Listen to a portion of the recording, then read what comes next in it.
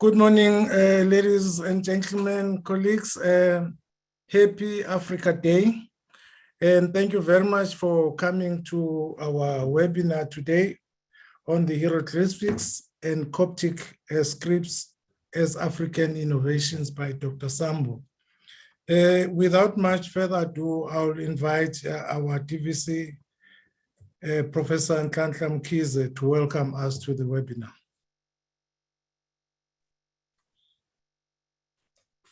Thank you very much, Program Director, Professor Ngubane. To our special guest and keynote speaker, Dr. Sambu, members of the university community,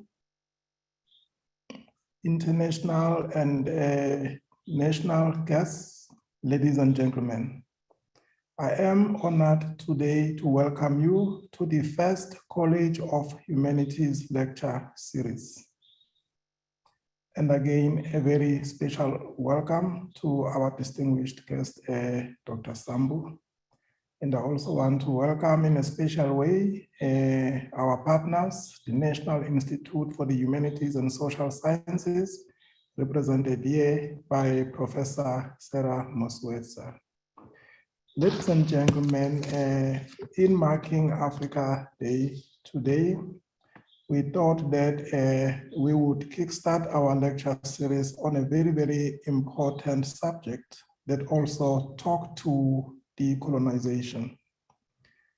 Maybe let me share with you briefly how I came to know Dr. Sambu. I came to know him through my doctoral student, Dr. Makut Amos, was studying the Kalenjin, particularly the Nandi people in Kenya. And he kept on referring to Asi. And based on what I understand on the history of ancient Egypt, particularly their understanding of the doctrine of death, resurrection, and afterlife, I thought probably this is referring to the legend of Isis and Osiris. So I started Googling, and there the name Dr. Sambu came up. And then I thought it would be very, very marvelous for us to bring Dr. Sambu here to the University of KwaZulu-Natal so that he can assist us to unpack the history of the African continent pre-colonially and post the colonial encounter. In doing this, we are following in the tradition that was established by none other than Chak Anta Diop, as well as Theophila Obenga, who were very, very articulate in this, especially after the UNESCO General Congress in African ancient history. And that to understand the history of the continent and to position the continent as a significant role player in knowledge production, we have to engage with ancient Egypt, and we have also to engage with the ancient manuscripts. So I'm very, very excited today that we have Dr. Sambu here to educate us on this particular subject, and we are planning to use this as a launch pad to introduce the study of Egyptology at the University of KwaZulu-Natal. So with those very, very warm words, a very, very happy Africa Day, and thank you very much for joining us today. I thank you. Siyabonga kakhulu. Thank you very much, Professor Mkhize Kabazela, for the warm welcome to our audience this afternoon. Let me now invite Professor Moswetsa to give us words of support to our first lecture in the College of Humanities. Over to you, Prof. Professor Ngubane, thank you so much, Nyabonga Gakulu, for just leading us on this important day and for this important discussion. Thank you, Professor Mkhize. As always, you've always spearheaded interesting discussions, but also led the humanities and social sciences in South Africa, and I'm glad that you are also pushing us to also have a conversation that is continental in at least in the form that we're going to have it today. To Dr. Sambu, I'm looking forward to learning from you. It's always interesting to read your work, and today it's only an honor and a privilege that we share this virtual space with you, that I share this virtual space with you.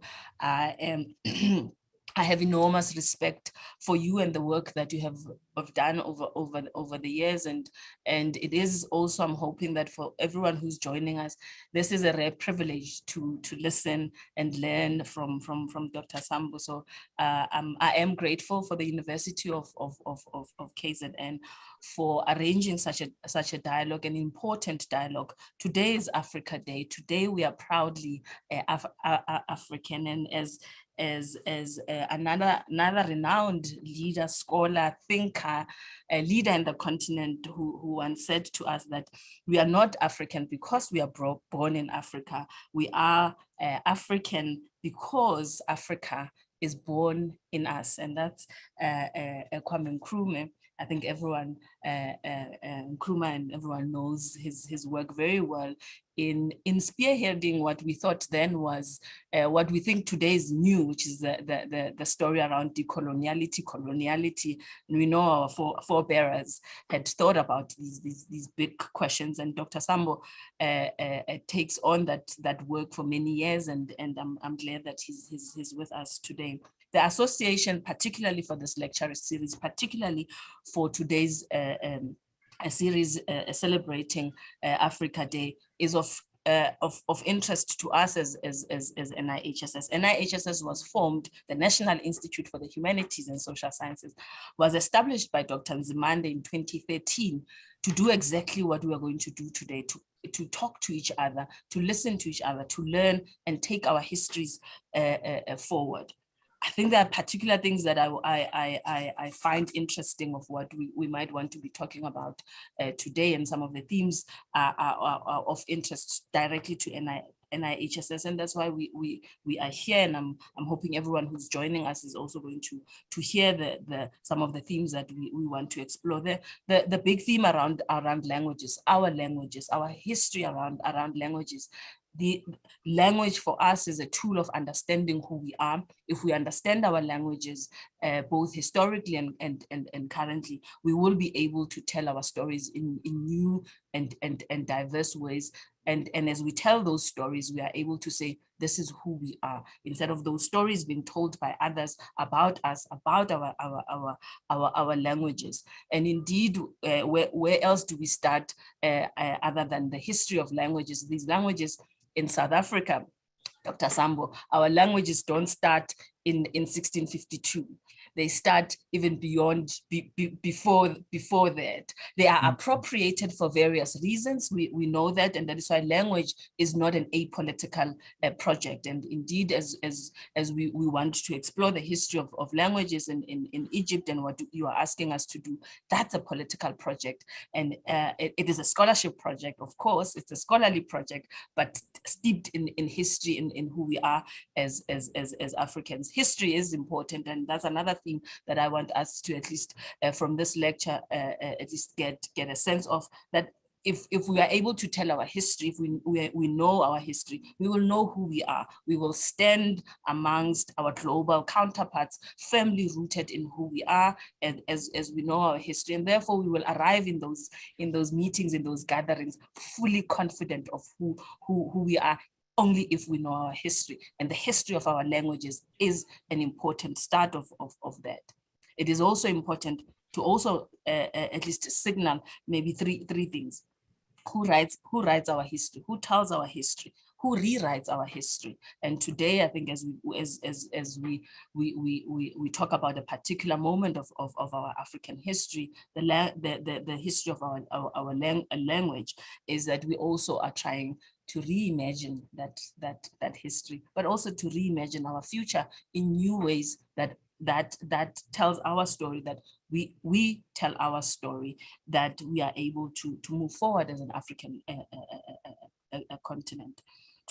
today's conversation, therefore, we fully support as NIHSS. We want it to continue even beyond this. Dr. Sambu, I'm hoping that we're going to have further engagements even beyond this, in saying that this is a conversation about us, for us, yes, amongst ourselves, but with the global world. With that, I want to thank you, Dr. Sambu, for honoring the invitation, and of course, thank the University of KwaZulu-Natal for leading many discussions, and quietly so, while other universities often stand in some podiums talking about the great work that they do. I'm glad that UKZN will silently celebrate Africa Day, but also silently champion the humanities and social sciences, our histories and languages. And with that, Dr. Ngubane, thank you so much for leading us today. Thank you. Thank you very much, Sarah, Professor of Sociology at the University of Witwatersrand and the current NIHSS Chief Executive Officer. Thank you for the words of support. Without much further ado, ladies and gentlemen, I will now make my comments and my remarks before I allow our main speaker to take the podium. The protocol has been observed. I think it is fitting that today's webinar coincides with the Africa Month celebration on the continent and the African diaspora. The mighty civilization of Egypt is considered by many as one of the world's cradles of civilization. The ancient Egyptians belong to the African branch of humanity, more especially the Black community. The writing systems of the ancient Egyptians are of a major significance in the African history because language form part of human identity and heritage. In Africa alone, there are over 2,000 languages spoken by various ethnic groups, which makes Africa very much a multilingual continent. Ancient Egyptian writing is known as the System of Hieroglyphics or sacred carvings. Some scholars claim that the concept of written word emerged in Mesopotamia and then moved to Egypt through trade, but Egyptian hieroglyphics are completely Egyptian in origin, and there's no evidence of earlier writing systems prior to hieroglyphics. Of course, we know, colleagues, that hieroglyphics is a Greek word. So it means that the Greeks were present in the continent. The symbols or pictographs are believed to have come from God known as Thoth, who was believed to have emerged from the leaves of the sun god Ra at the dawn of time to represent the forces of order and chaos.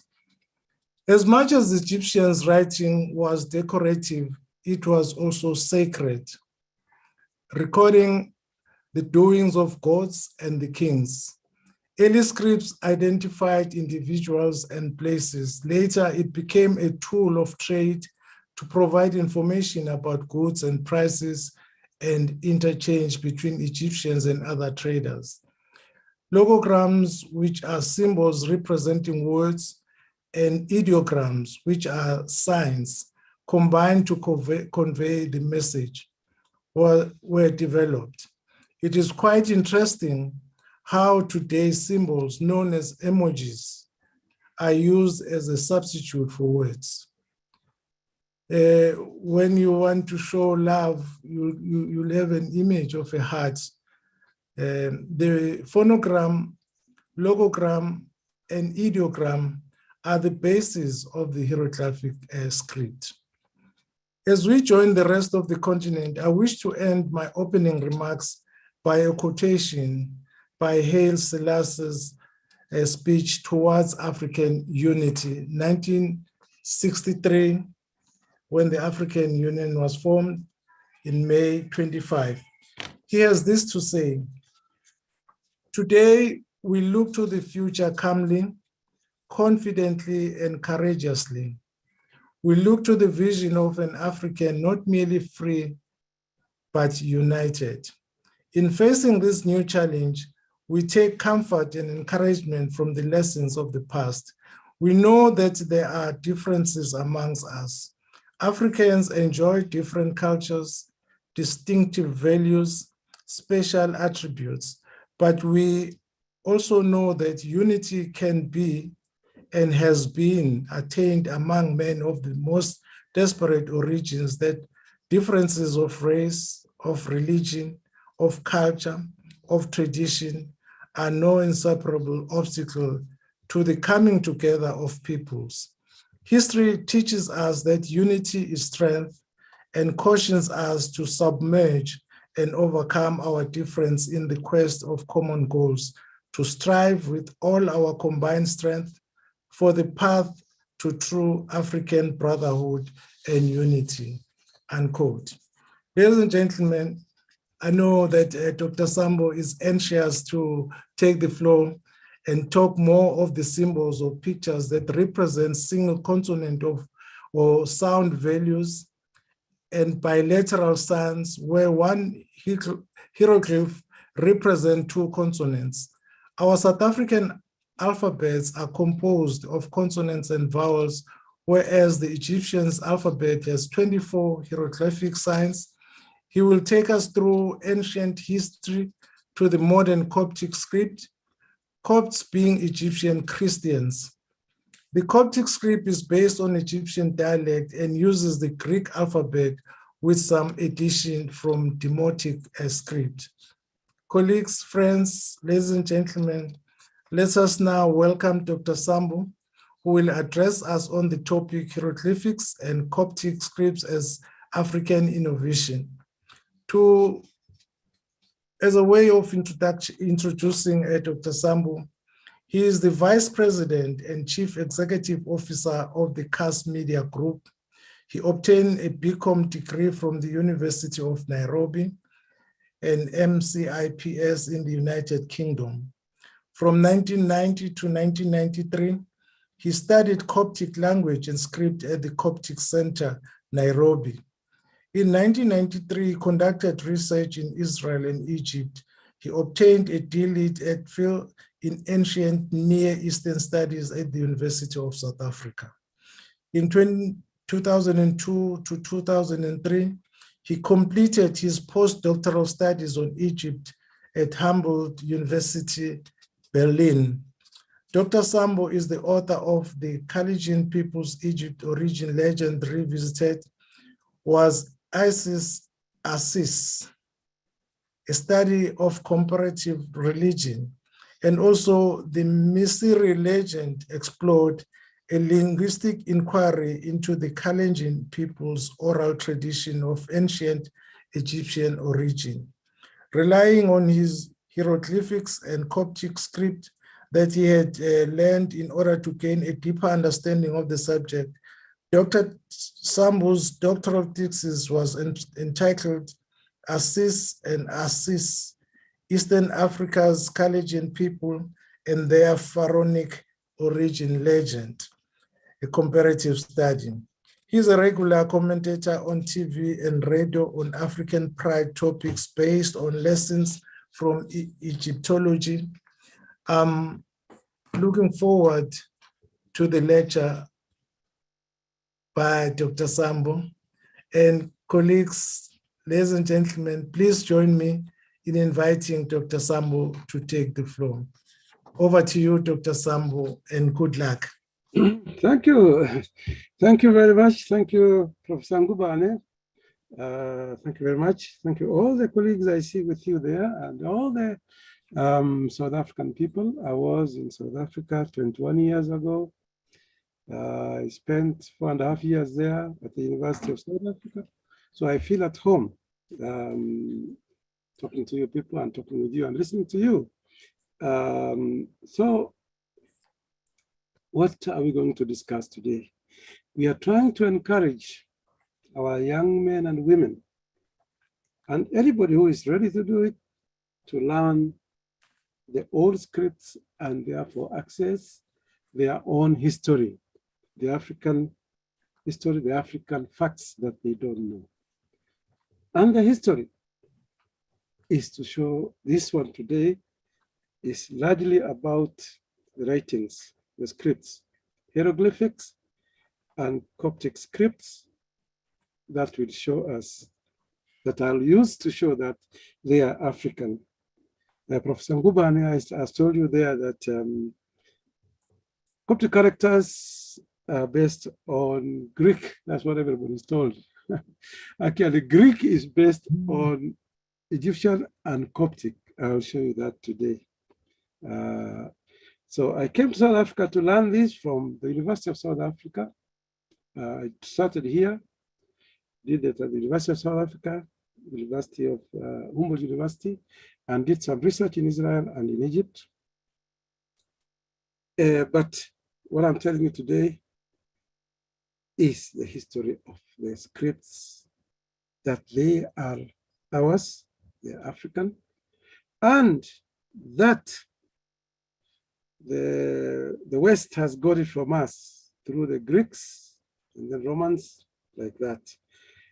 So I will demonstrate that and see if we can reinstate pride in us. First of all, I know the day after tomorrow, the king of KwaZulu Natal will be coronated. And so this is already king, but this show, this discussion is taking place in his reign.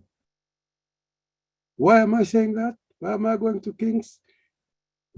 Egyptology is mostly about pharaohs and kings of the past.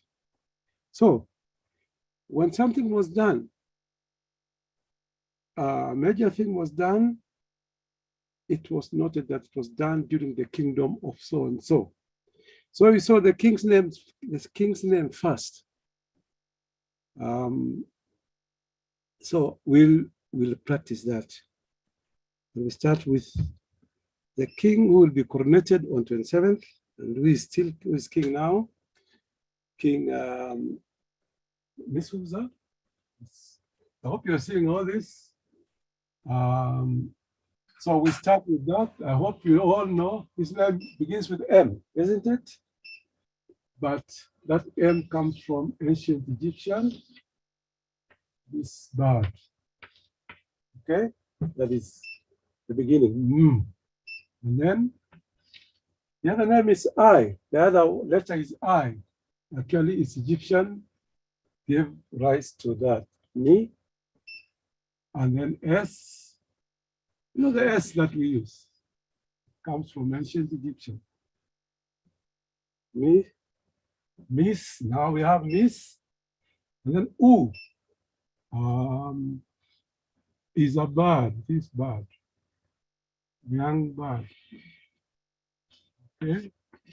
So it's Misu. And then Z. Z didn't come to us, but it used to be like that. Z. That's what I'm sorry. I lived in America a long time, so Z is in America is pronounced Z. So Z. Missy. Misu Zulu. And then this bird is U again. Okay. The same bird you see here. This is U. And then L is lion. I don't know how they shared with lion. That's a lion. Okay. And then this bird again, Lu. U. So the name of the king of our time is Misu Zulu. And it was put in what we call cartouche. You're going to learn about cartouches like that. Everything happening in the name of the king. After that, his picture or the king, the beard, has a crown. This is Misu Zulu. So this thing is taking part during the time of King Misu Zulu. This is ancient Egyptian practice. This is what I'm doing now. Okay.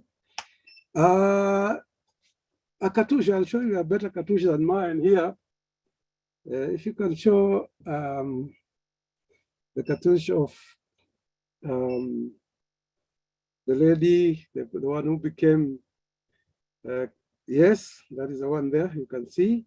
That is the cartouche of the Queen Cleopatra. She was Greek and she came to Egypt. She ruled Egypt when she was Greek, when Greece was ruling Egypt. It had ruled Egypt from the year 332 BC.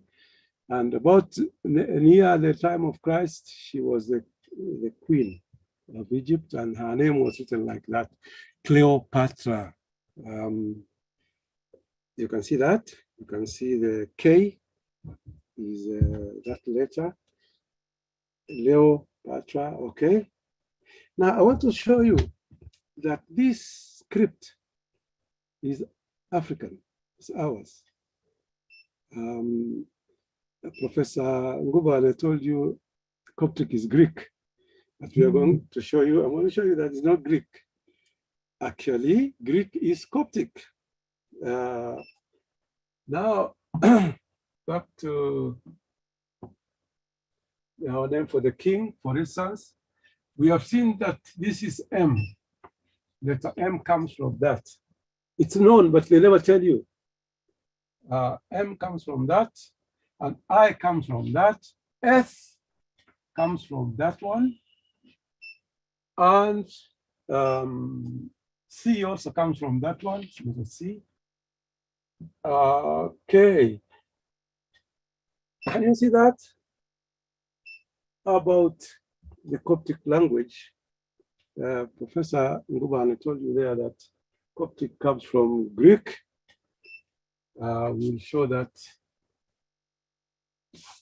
Coptic is original, is African, and we should be proud of it. Okay. Coptic, there's a very, very famous saying. There's a very famous saying. Okay, that's my son is showing you some Coptic characters, how some of them were created, but you can show that's just a bit of it only. But I'll show you here, okay? Practically from a very important saying in the Coptic church, and that is Shashuf Nkesop Tina Ismo Epekran. Seven times a day, I celebrate your name. You're telling Jesus. And that's very important statement in Coptic. Let's use that very important statement. So Shashuf is written, I'm writing now in Coptic, Shashuf, and then I'll show you the letters afterwards. Kesop.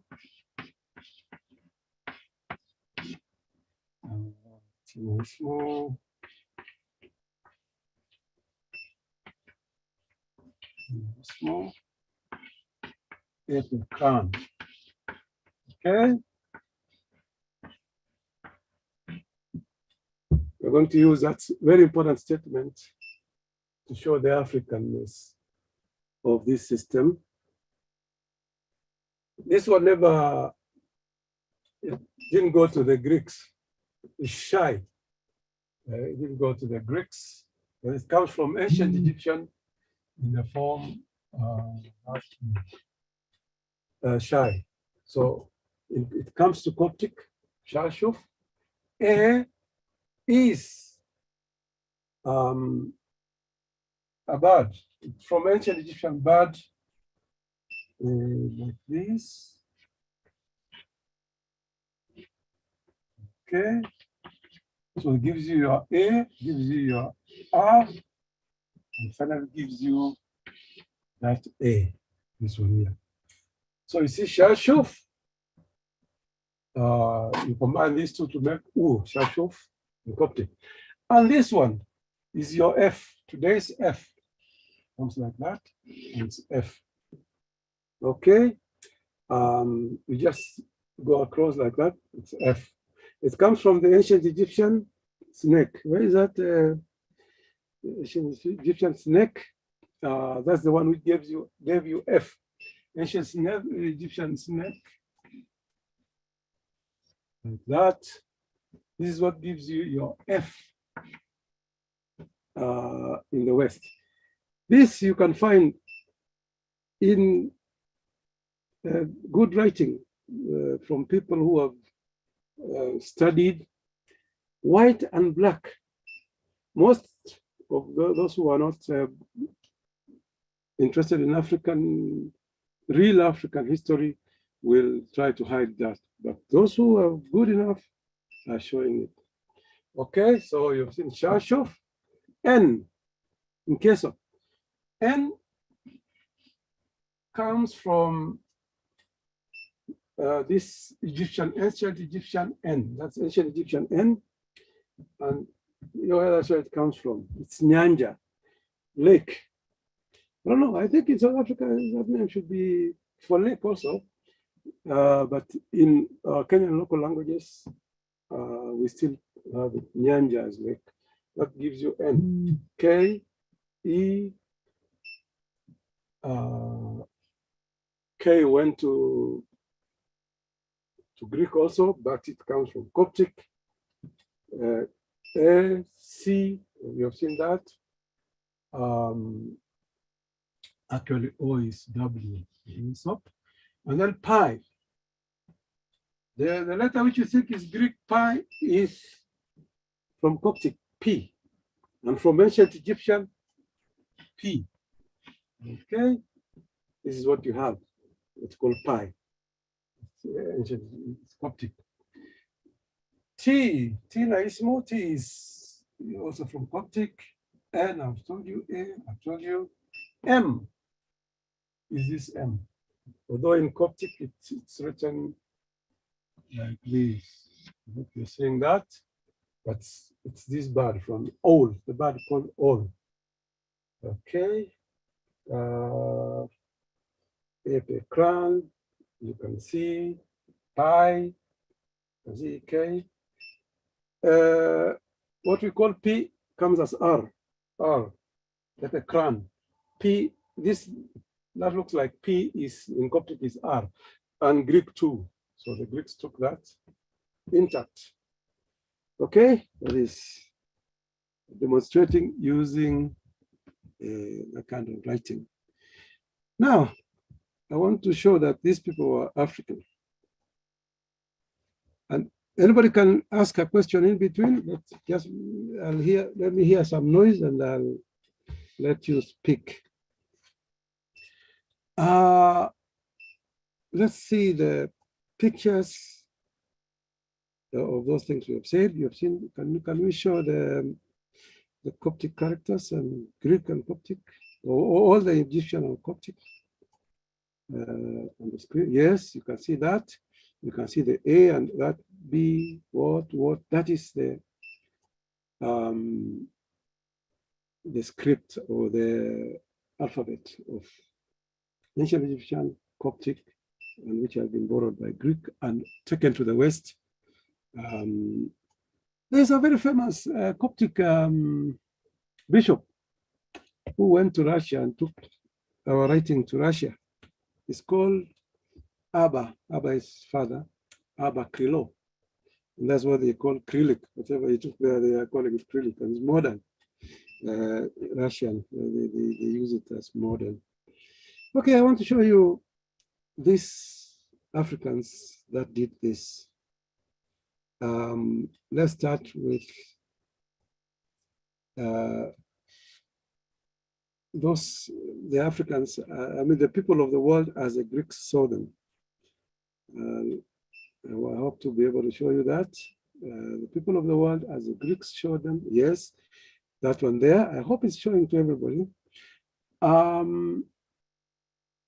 You can see those people on the screen there. This dates back to before 1,000 years to Jesus. It's much older. This it was taken by the Germans. This drawing, this picture from one of the tombs, and it's the Germans knew what it was, and they have it. So you can see the first person there. This is the Asian as the Egyptian, so the Asian. The second one is African south of the Sahara as they saw them and themselves. And then that one there is Asian. They said Asian, it's written there, Asian, that's what they said. And the first one to the left is an Egyptian himself, the way he saw himself. That is what it is, okay? And we've had problems. The people who accessed these things were not us, and they tried to take it away from us, take away the truth from us, and claimed that Egypt was not African, it was white. I don't know how. And that the Egyptians came from heaven, dropped down, and went completely. They are not there anymore. And they were not African. But of course, it's obvious. The Egyptians themselves said they were African, and scholars, even white scholars who are genuine, who are honest, have owned to this. If you can show the picture of one great white man who owns to that. You have the white outer. Yes, okay.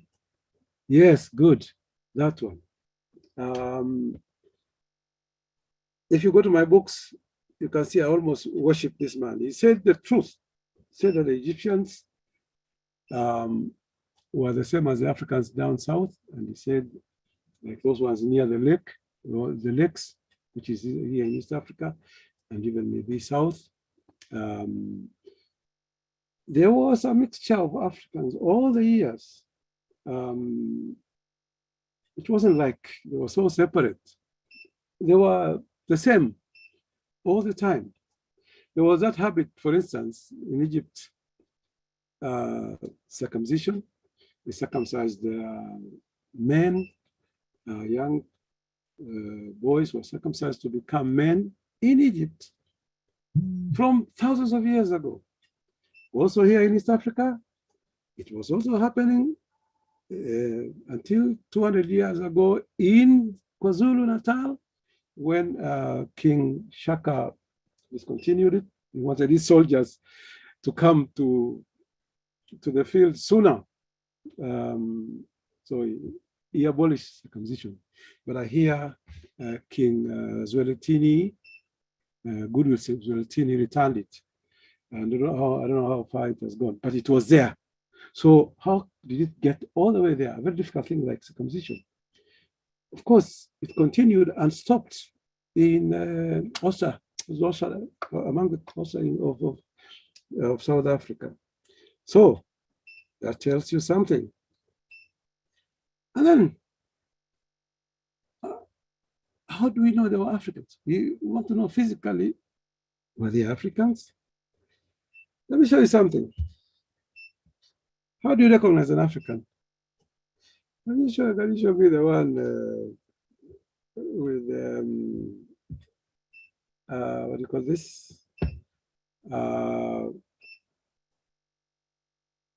Okay, prognatic issue, the issue of prognatism. Oh, okay, yes. You can see the look of an African. The first one, of course, I'm sure all the guys all the people who are watching now can see that those, they can see who is the African, who is not the African. Now the African has a long head back to front here. It's called dolichocephaly. Is dolichocephaly. The other one is not. That is a white man. The African has this lower part of the face to the front. They call it prognatism. And for a long time, the Africans who learned about these things in recent times, being referred to as being dolichocephalic by the whites and being prognatic as something shameful, something not to be. But I have used the same to prove that the Egyptians were Africans. So can you see the long the long part, the long lower part of the face? That is the prognathism. Let's see it in an Egyptian. Let's see from Tutankhamun. The young man, Tutankhamun, the king Tutankhamun. I heard you guys in the conference in the background discussing about Tutankhamun. You can see the young Tutankhamun, young King Tut, the young one. Yes. That is King Tut. A picture of King Tut of the time. I mean, a monument, a physical thing.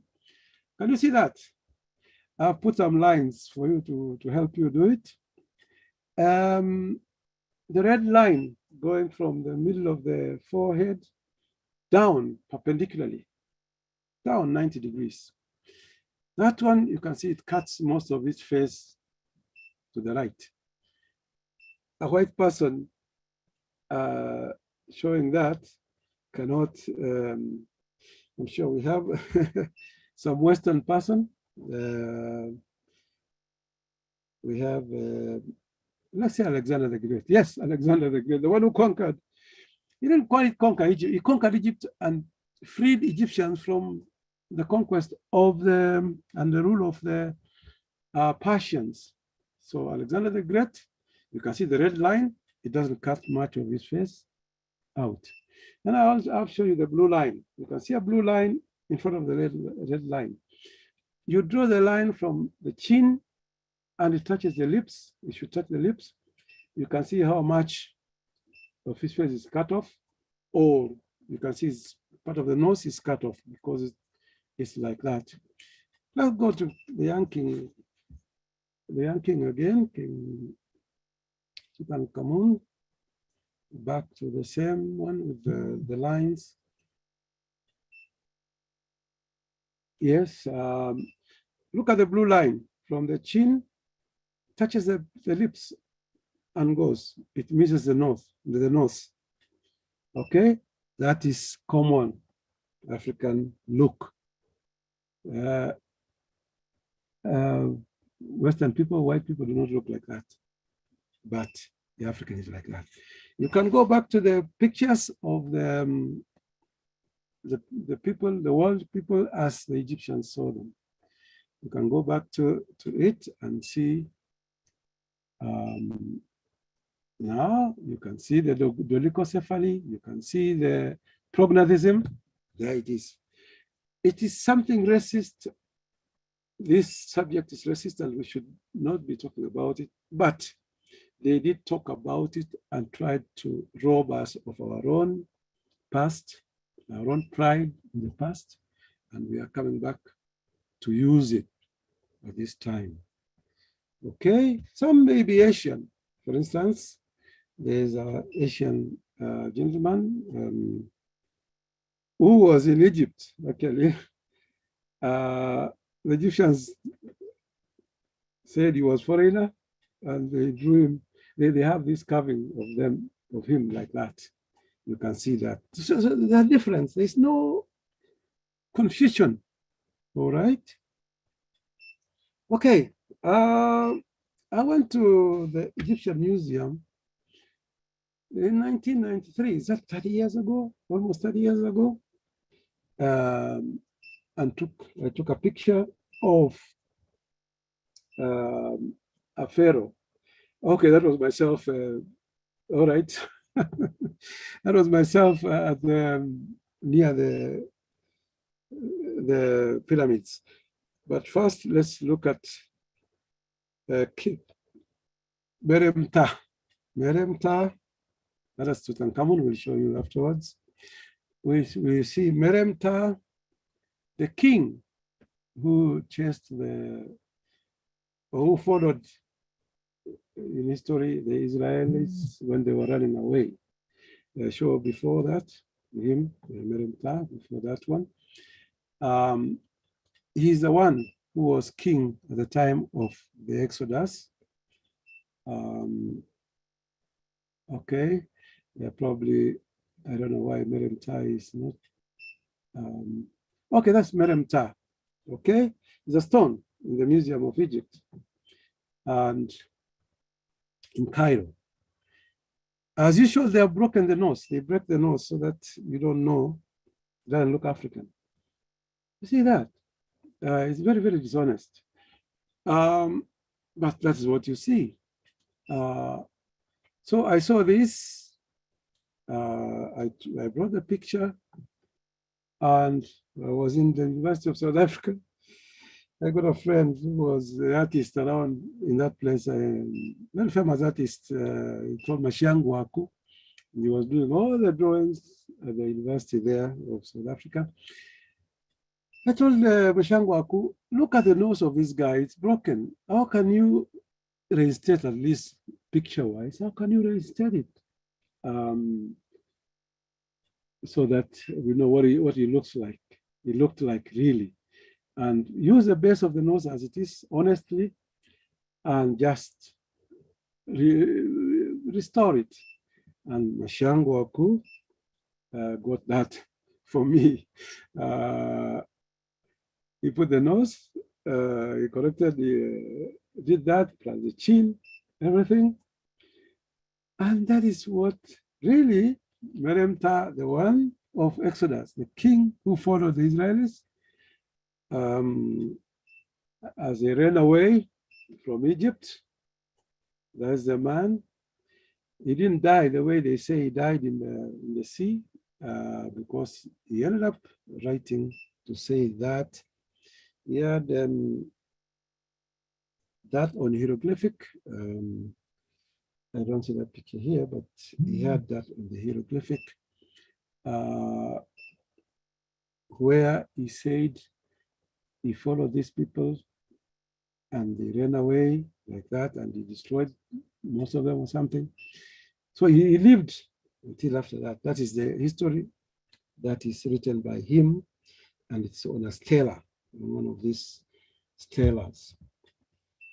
Okay, so let's go back to Tutankhamun. Now we saw him as a baby. Now we'll see him as king, grown up.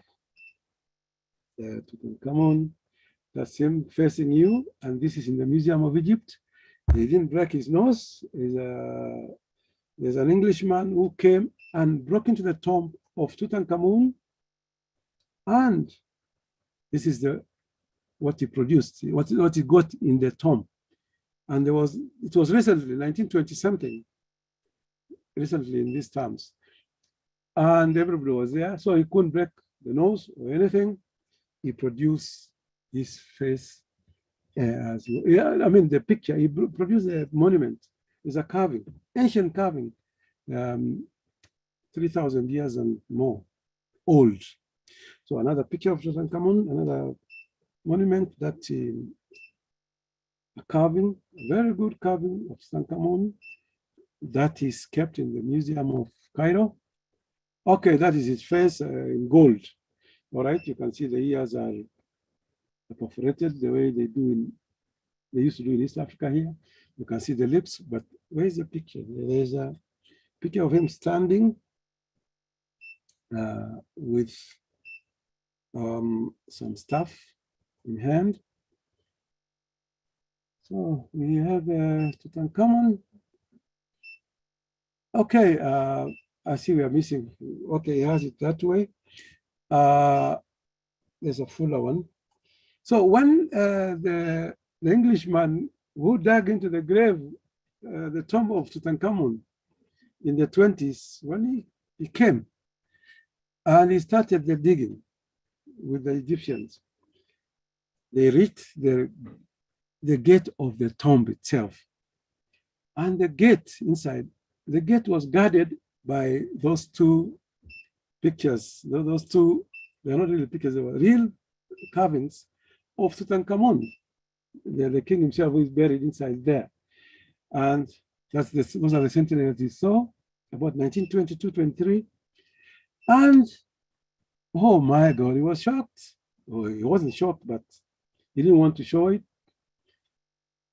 Do you know what?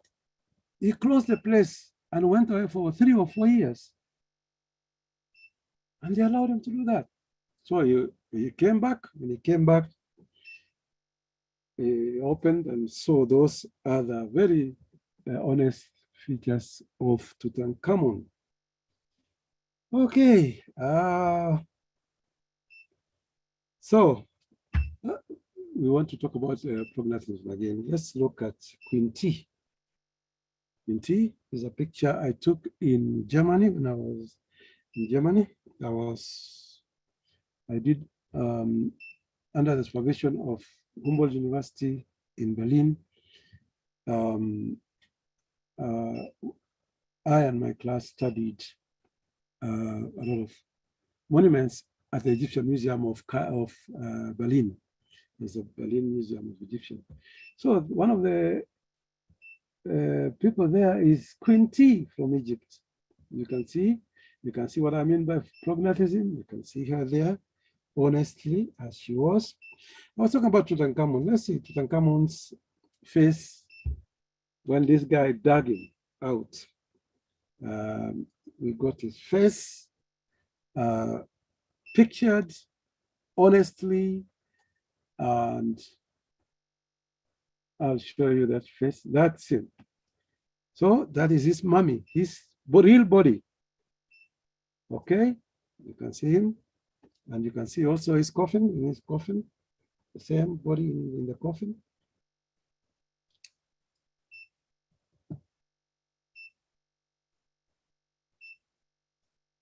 Okay. Okay, that's the coffin. Him in the coffin. That's his real body. So if that is his real body, where did you get, if he wasn't black, where did he get a blackness? Okay. Do you lose, do you gain, if you're white, do you gain melanin when you're buried and your mom is like that? No, they don't gain, they remain white. This is very, very dark man. Okay, so let me show you something I'm very proud of. The African game. I've shown you they are Africans now. Of course, what is more famous than the pyramid? The pyramids. And these pyramids were started in the south areas of Sudan of today. That's where those pyramids were started. That's me with the Sphinx, what do you call Sphinx of Pharaoh Chefring. Of that, and that what is behind there is this pyramid. So you can see the face of that man and the prognatism, very clear, African prognatism. We have a pyramid, the pyramid of Cheops, the biggest pyramid in the world and the largest single building in the world until today.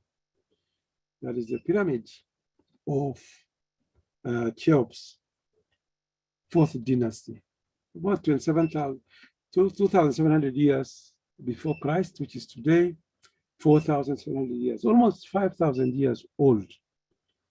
They were able to build such a complicated thing, sophisticated, huge. It's about 230 meters on the sides and about almost 150 meters tall. It used to be. So the people of Cairo, recent population of Cairo, they came and removed the covering. It used to have some very smooth covering of limestone. They took that and built things in Cairo town. Otherwise, it was very shiny, very smooth. So I want to end the lecture. Let's see if there's something I need to, is it 1.5 an hour? Oh, there are questions. Okay. All right, all right. I'm following after the footsteps of one African great person. I heard you mention him during some discussion before the show. Cheikh Anta Diop. Cheikh Anta Diop inspired me a lot into this thing. So I just want to show you the picture of Cheikh Anta Diop trying to to create equipment to be able to ascertain some things from ancient Egypt, ages and things like that. That is smart. Good. I hear there are questions. Yes, okay. From Innocent Abubakar, he says, will you please share the recorded webinar? It is serious, important. I would like to watch it 100 times. Thank you for this. It is a best gift for 25th May. Thank you very much. That is somebody, Innocent Abubakar. So I don't know whether, I think it's South Africa or I don't know. Then there is Jeremiah Latena. Do Egyptians still use hieroglyphics as Chinese still use Hanzi Chinese? No, the Egyptians don't use hieroglyphics. They use Arabic script mostly. And for other writings, they use what you call Western, but which you have seen today is ours taken by the West without acknowledging. Okay, and then there is Zbu Moloi. Thank you once again. I would like to know, how can we get this taught in every school on the African continent and made mainstream history outside of the schooling system? Okay, I hope the professors we have professors, we have Professor Ngubane, Professor Anslashla Mpize, Professor Mososa of Strand, those ones were from Zulu, KwaZulu Natal, I think they will listen to you and answer you after this. I hope they have heard that question. Is that all for the questions? Okay, so any questions directly or whatever, that should end the lecture. Yes, we will invite people to raise their hands if they have any questions. Okay.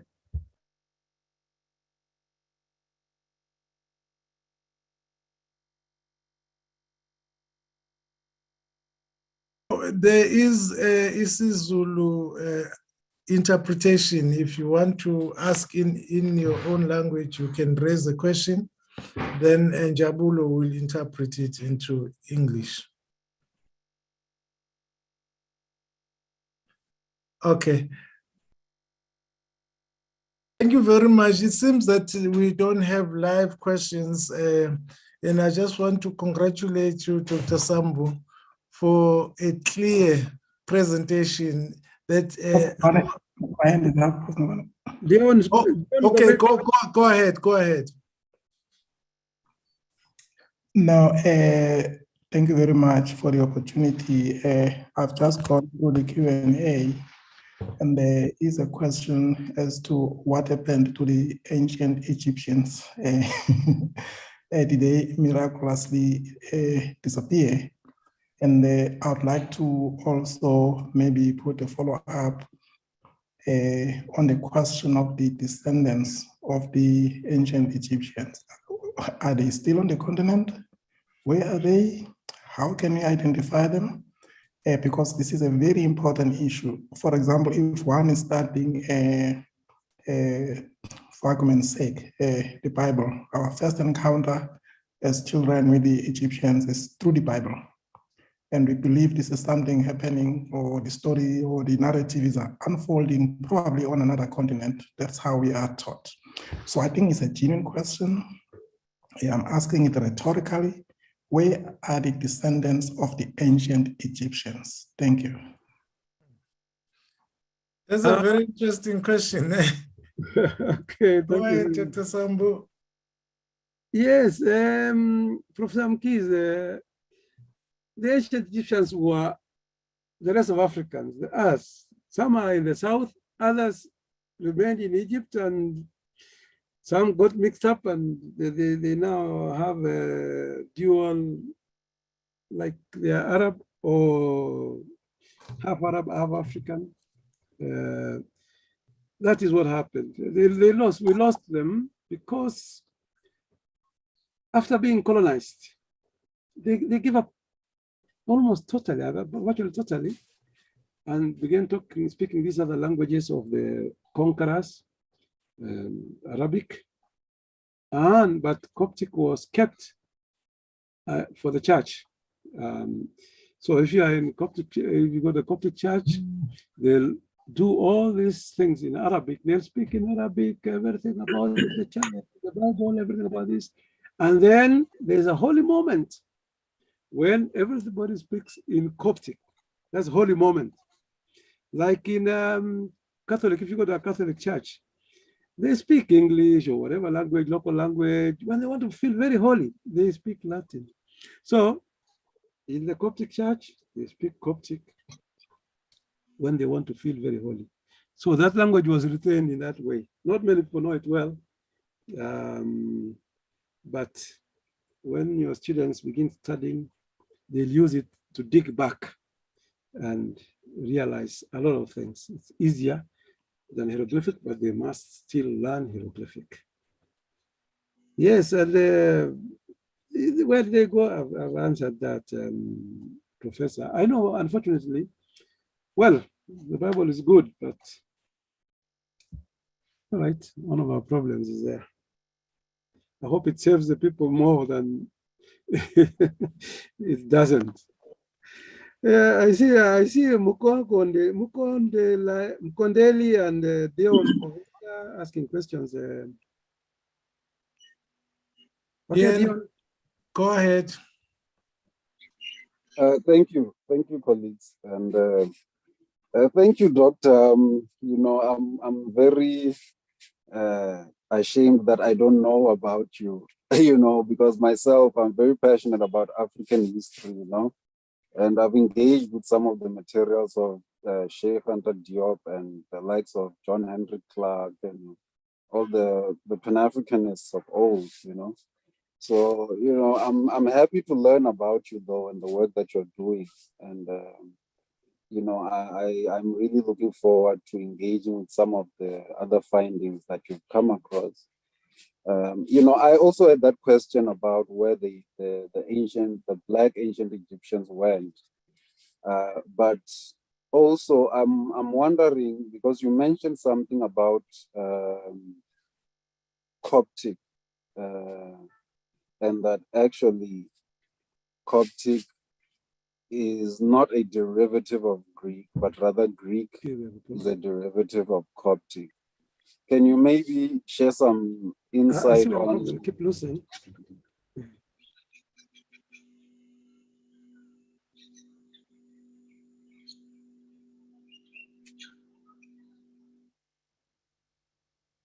Dr. Sambu. Dion, can you come with your question so that he can respond to both questions? I think. Yes, thank you very much. This is Dion Govender, Chief Editor of The Rising Sun and Meta Media. I'm also a researcher, though not related to this field. Dr. Sambu, thank you very much for this presentation. However, have you ever examined the influences of Vedic, Sanskrit, and Indo-Aryan languages? Because it shares a platform of symbolism as well as some of the wording. For example, Ganga, as presented on the Egyptian hieroglyphic, is also a ancient and modern English word meaning mother, and often attributed to something life-giving. In India's case, the Ganges River, deriving from Ganga. Have you also considered the influence of those languages, which also predates Egyptian hieroglyphics? Thank you. Thank you. I don't know about predate. Talking about 5,000, 6,000 years as we see, but they were older than that. They were already perfect 5,000, 6,000 years ago. So they date even earlier. I know there has been a problem. There's a problem of people associating with African ancientness or African beginnings. If we share a lot or something with the whole world was mixed. And somebody asked, who are the Africans? I mean, where are the Egyptians in the south? All of us, there's circumcision, which I mentioned there, which is known as Egyptian. It's all over Africa of the south, that is as a culture. You go to Xhosa, it's still practiced as it was. You go to Zululand, it was stopped 200 years ago. So those are very important African things that we share with those people. And about those I've seen ancient Egyptian ones dating very, very far into the past. That is 5,000, 2,000 years of BAD. Yes.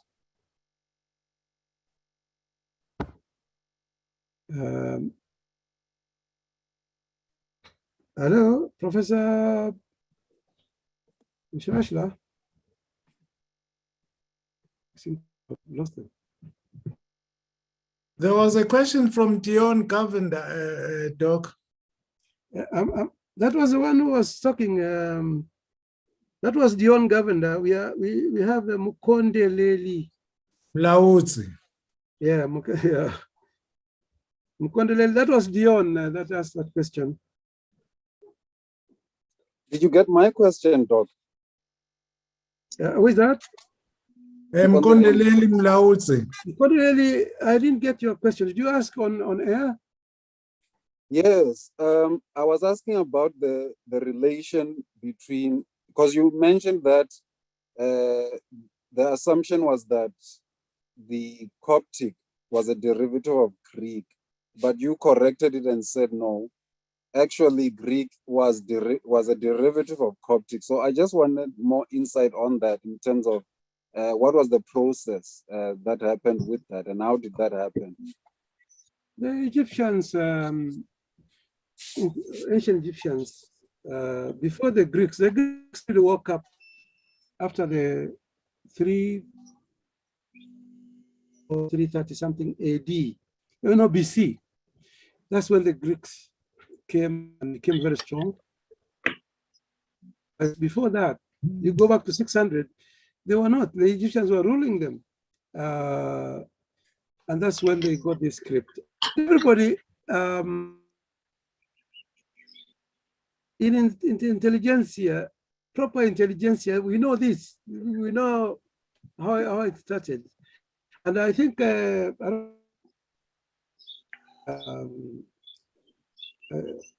not saying his name anymore. I've just told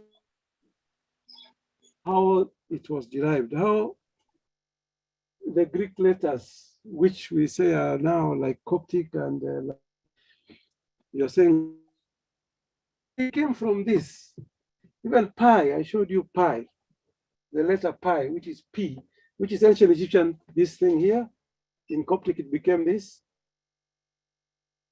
The Greeks took this. I think from today, we'll try to, now that we've had this, to cross-check the truth. In the next public lecture, I'll have a lot of new converts. Yes. Okay, thank you, Dr. Sambu. I also have a question. The manuscripts of Timbuktu, are they written in hieroglyphics or Coptic writing system?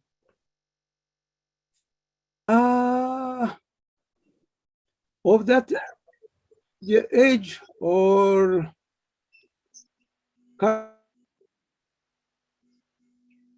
of the age we are talking about, or the writing system that was used for the manuscript of Timbuktu?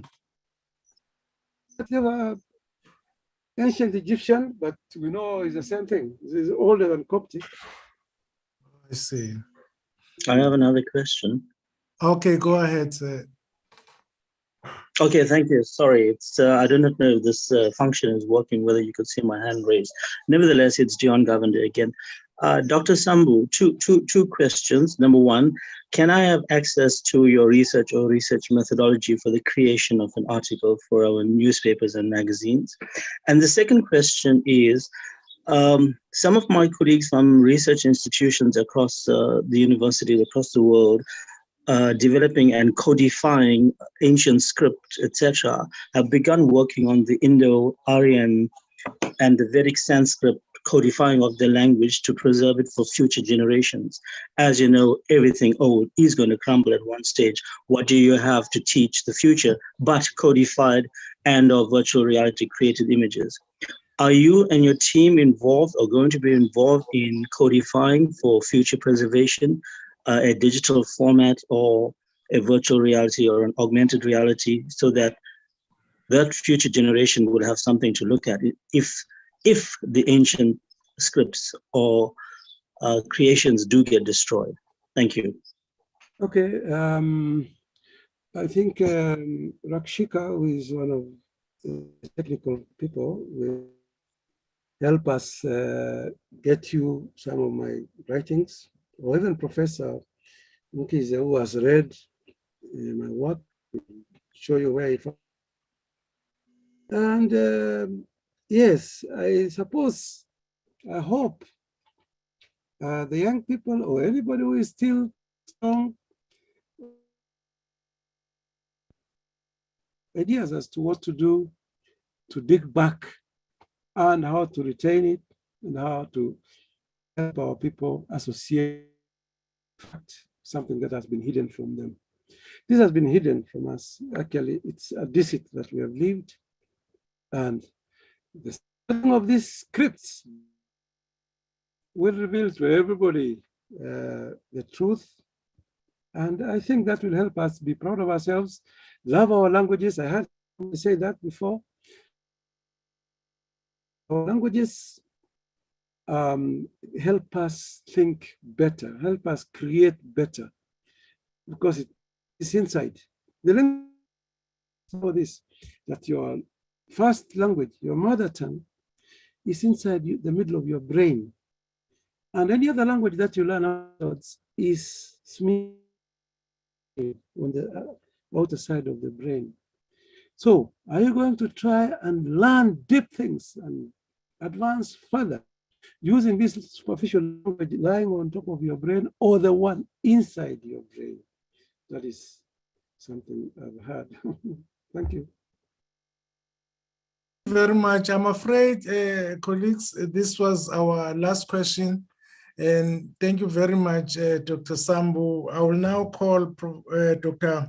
Kukuletu Mazibugo, who's a senior lecturer in the School of Arts, African Languages and Linguistics, to respond to Dr. Sambu. Over to you, Makat. Good afternoon, colleagues. Thanks, Prof. Ngubane, Prof. Mkize, Prof. Moswita, Prof. Motwane, colleagues, guests, ladies and gentlemen, Sanbonani.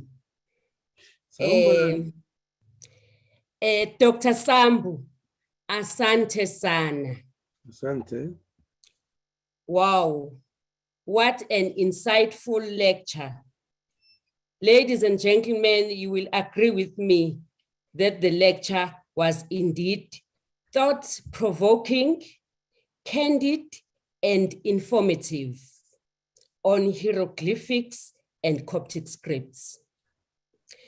This will leave an indelible mark in the entire continent as well as internationally.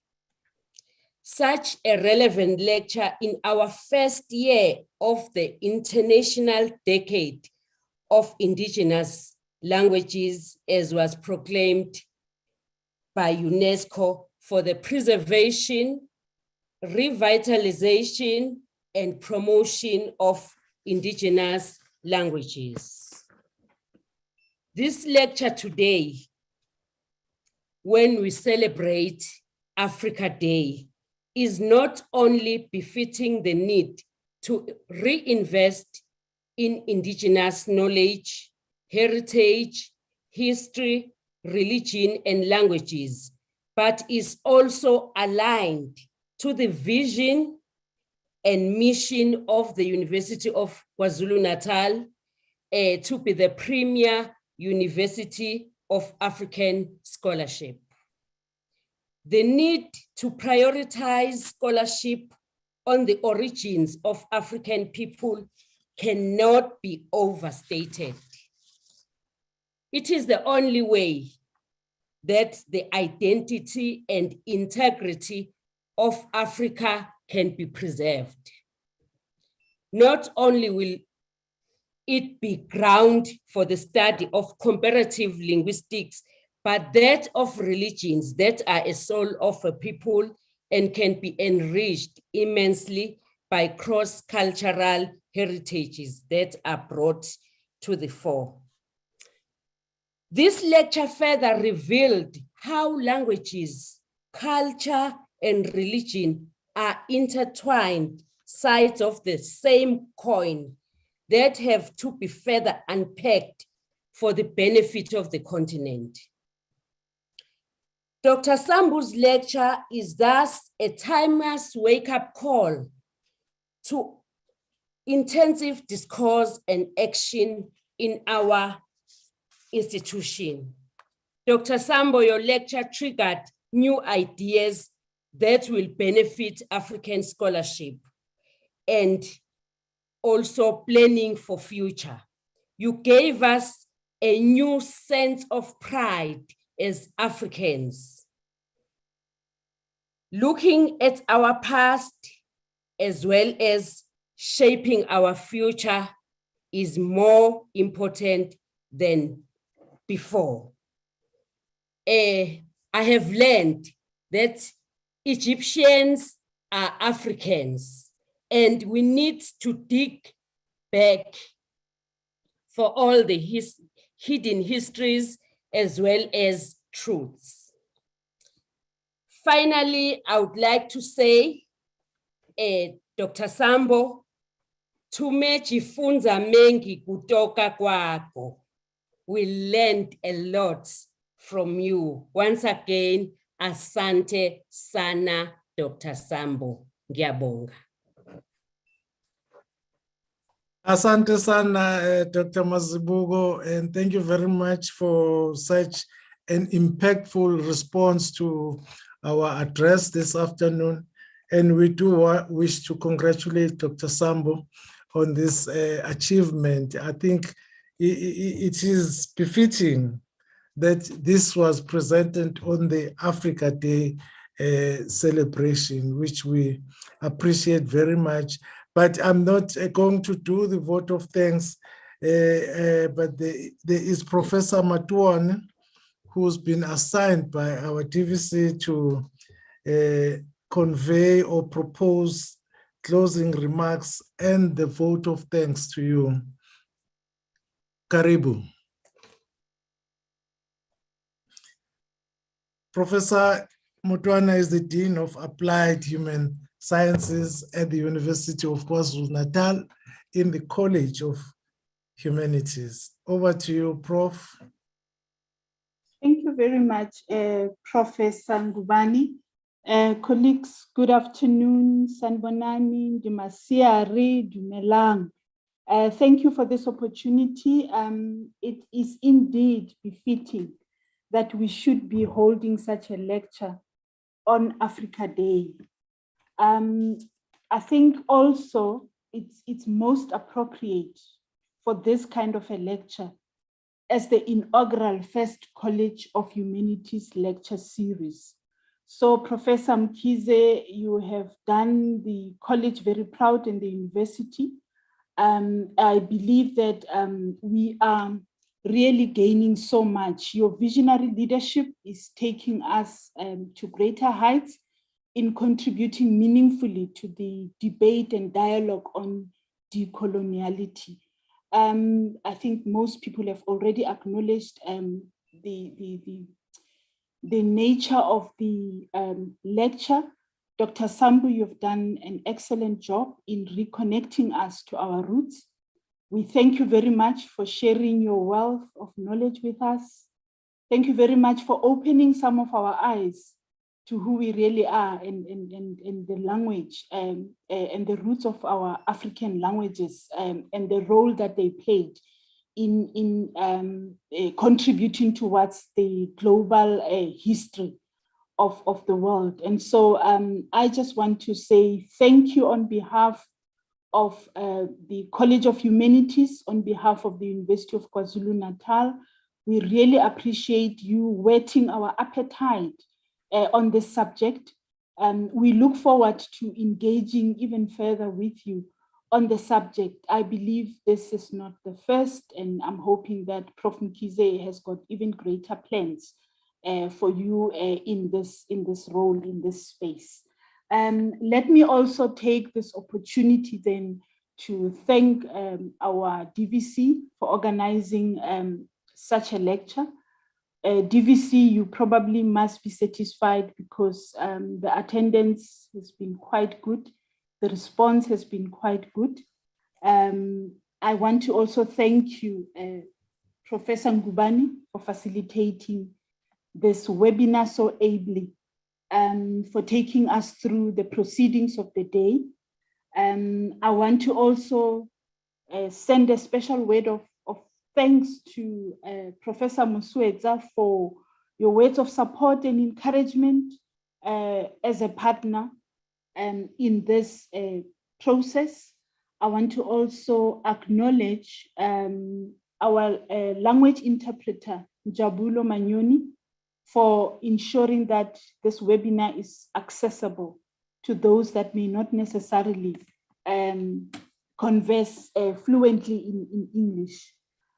I want to also send a word of appreciation to Dr. Mazibuko. Thank you so much for your wonderful response and very appropriate response to this lecture, to this webinar. I want to also appreciate ICS for enabling this event to be live streamed, for connecting us all over. I saw we've got people from Botswana. I saw we've got people from Kenya, UCT, some of the colleagues who acknowledged where they come from. We do appreciate sharing with us so that we know the diversity of audience that we have with us. And so ICS, thank you so much for assisting us with live streaming this event. I want to also thank our PR team in the College of Humanities for really organizing this webinar and putting this event together to make sure that it becomes a success. Lastly, but not least, the audience, we would not have had a successful webinar without your presence in our midst. Thank you so much for your interest and your participation in this seminar. I am then going to give our DVC the last word. And thank you so much, colleagues, for all the hard work. Thank you. Over to you, Professor Mkhize. Thank you very much, Professor Matwane. Since you have prompted me, I will say a few words of thanks as well and appreciation, but also hinting at the way forward in terms of where we can take this. Ladies and gentlemen, I think it was George Orwell in 1984 who said that he who controls the past also controls the future. I think this lecture marks a significant milestone towards the continent controlling its own past, understanding its contribution, ground contribution, not only to the humanities, but to a variety of branches of the humanities as well as natural sciences. So going forward, we want to have lecture series on the African contributions to the medical sciences, the African contributions to the mathematical and natural sciences, as well as the arts. All those things are hidden in our languages. If we were to understand our languages better, as Dr. Sambu has indicated, all those things are hidden in our languages. For example, here in KwaZulu-Natal, we have got Emakosini and Egyptians. Emakosini means the Valley of Kings. And that is how the Egyptians understood the place where the pharaohs were laid, the Valley of Kings. So, ladies and gentlemen, it is about high time that we engage in a deeper and penetrating analysis through comparative linguistics, as Chak-Anta Diop indicated, as well as Theophila Obenga, to understand we have to engage meaningfully with the curriculum and reconstruct some of the evidence that was deliberately, I repeat, deliberately obliterated where that is feasible. We need to look at our maths and see the writings that are embedded in there, because there are writings that are embedded in our sleeping maths, the sun and the sun picture writings, what are the links with the ancient Egyptians, and ultimately, you are the descendants of the ancient Egyptians, and we can demonstrate that without equivocation. So, ladies and gentlemen, Dr. Sambu, thank you very much. This has been a groundbreaking lecture. We are looking forward to inviting you to be an honorary member of the University of KwaZulu-Natal, so that we can now begin the very, very critical work of developing the discipline of Egyptology as a discipline of studies at the University of KwaZulu-Natal, as well as Arabic studies. That's another component that we are going to be working on, and we've already started working on Swahili, because this issue of comparative linguistics is essential in understanding our past. With those words, thank you, thank you, thank you, Nyabonga, Asanteni, to all the attendees and to our PR and the program manager. Thank you very much.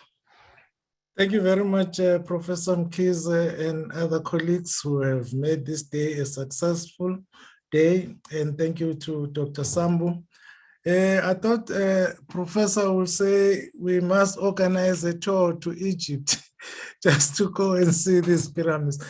Thank you very much, ladies and gentlemen. Thank you for attending. We are 2 minutes towards closure, and Rashika will close the webinar. Thank you for attending, everyone. Thank you. Thank you. Thank you. Asante. Thank you. Thank you. Asante sana. Asante sana. Good, good. Thank you. Tatenda. Anna? Tatenda. This is Shona. Shona, yes. You like? Napenda. Yeah. Okay. Asante. Very boa. Asante, Professor. Very boa. Asante, Rashika, we are on your hands now. The webinar is adjourned. Thank you. Thank you. Good afternoon, colleagues. Thank you.